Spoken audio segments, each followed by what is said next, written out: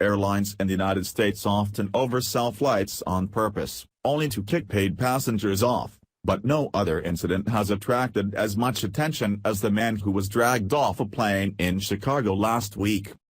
Video posted on Facebook showed the shock on the faces of other passengers as the man, understood to be a doctor, was dragged off the plane kicking and screaming after he refused to give up his paid seat on an overbooked flight. And it created a public relations nightmare for the airline as news of the video spread. Airlines in the United States are allowed to oversell flights, and they frequently do, because they assume that some passengers won't show up.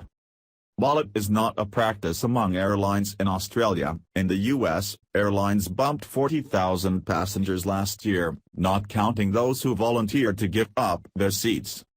United Airlines, the center of the current controversy, booted 3,765 passengers off flights just last year. Being thrown off a flight because of overbooking is a common scenario in the US, but rarely, if ever, seen in Australia, Finder.com.au's travel expert Angus Kidman told News.com.au. Our consumer laws provide better protection than what is available in the US, so it's highly unlikely we'd see this happen down under. However, it's definitely something Australians need to be conscious of when booking US flights. Volunteers. When they know a flight is oversold, US airlines will ask for volunteers to give up their seat, usually for a travel voucher or other reward, and a seat on a later flight. According to the government, 434,000 passengers voluntarily gave up seats on America's largest 12 airlines last year, including nearly 63,000 on United. The champion of overbookers was Delta Airlines. About 130,000 passengers on Delta gave up their seats last year. When voluntary offers don't work, the airlines can deny boarding, or bump passengers against their will. That appears to be what happened before Sunday night's United flight from Chicago to Louisville, Kentucky. In those cases, federal rules spell out how much the airline must pay each passenger. Airlines must give bumped passengers a written statement that explains their compensation rights. Compensation. Compensation varies by how long the passenger will be delayed.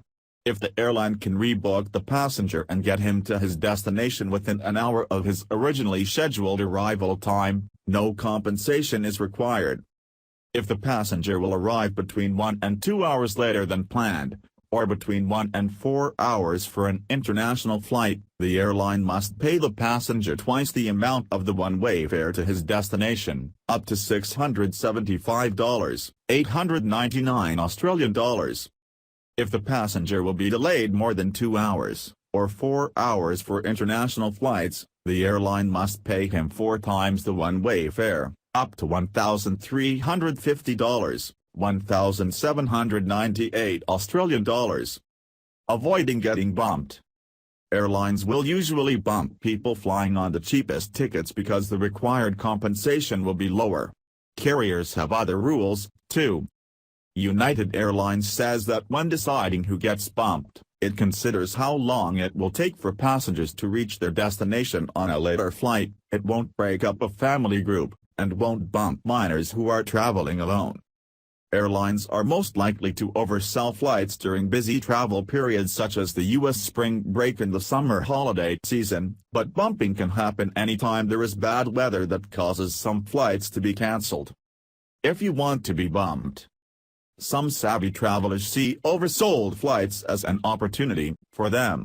They'll give up their seats if the airline makes a sweet enough offer. Some check their flight seating chart ahead of time to see if it's sold out. If you aim to be bumped, sit near the gate agent's desk so you can pounce before other passengers take that offer of travel vouchers, gift cards, and sometimes cash. If offered a spot on a later flight, make sure it's a confirmed seat. And don't check a bag.